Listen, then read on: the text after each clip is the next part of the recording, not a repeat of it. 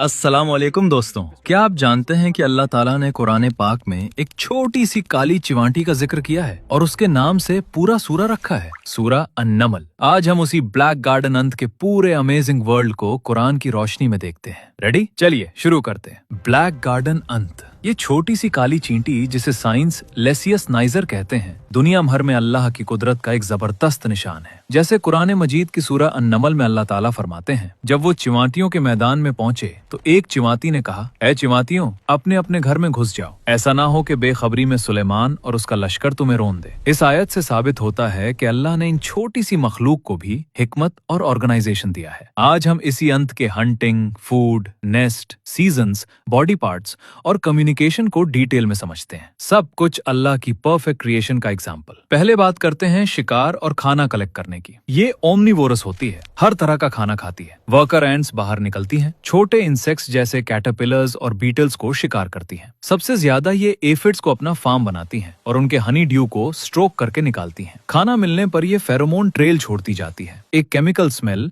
जो दूसरी ends follow करती हैं। ये टीम वर्क अल्लाह की दी हुई सिस्टम का हिस्सा है जो एक छोटी सी चिवांटी को भी इतना ऑर्गेनाइज बनाता है। अक्सर रात के वक्त ये सबसे एक्टिव होती हैं। अब नीस्ट के अंदर की दुनिया। नीस्ट जमीन के नीचे 1 से 2 मीटर तक होता है। इसमें अलग अलग चैम्बर्स होते हैं, क्वीन चैम्बर, ब्रूड चैम्बर्स जहां एग्स, लार्वे और प्यूपे रखे जाते हैं, फूड स्टोरेज और सर्दी के लिए एफिड्स के स्पेशल रूम्स। सिंगल क्वीन होती है और 4000 से 15000 वर्कर्स। अंदर सब कुछ परफेक्टली ऑर्गेनाइज्ड और साफ रहता है, बिल्कुल जैसे सूरा अन-नमल में चिवांटी अपने कॉलोनी को वार्न करती है, यहीं भी हर अंत अपना फर्ज निभाती है। ये सब अल्लाह की हिकमत का निशान है। इसके बॉडी पार्ट्स की बात करें तो इसका बॉडी 3 हिस्से में बना होता है, हेड, थोरेक्स और एब्डोमेन। 6 टांगे, एंटेने और एक्सोस्केलेटन के साथ। आंखें? हाँ, इसकी आंखें होती हैं। वर्कर एंड्स के पास 2 कंपाउंड आईज होते हैं जिसमें 120 स्मॉल लेंसेज होते हैं। ये शार्प नहीं होती लेकिन ऑब्जेक्ट्स पहचानने और नेविगेट करने में मदद करती हैं। विंग्स सिर्फ क्वींस और मेल्स के पास होते हैं और वो भी सिर्फ नप्शल फ्लाइट के लिए। एक दूसरे को फॉलो करने का तरीका बहुत ही इंटरेस्टिंग। एक वर्कर खाना ढूंढ लेती है तो वापस आते वक्त फेरोमोन ट्रेल छोड़ती जाती है। दूसरी एंड्स अपनी एंटेने से स्मेल डिटेक्ट करके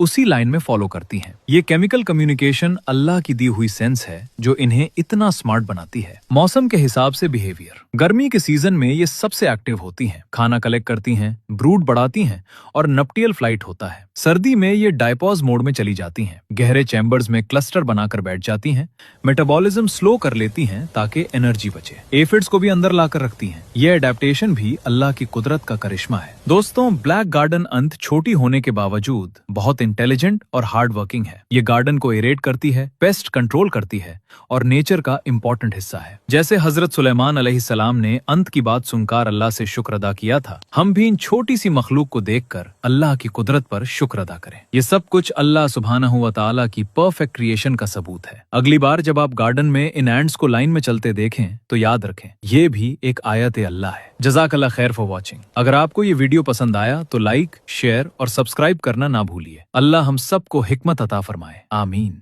आपकी राय मेरे लिए बहुत जरूरी है। ठीक है दोस्तों, मिलते हैं अगली वीडियो में। तब तक के लिए बाय, अल्लाह हाफिज।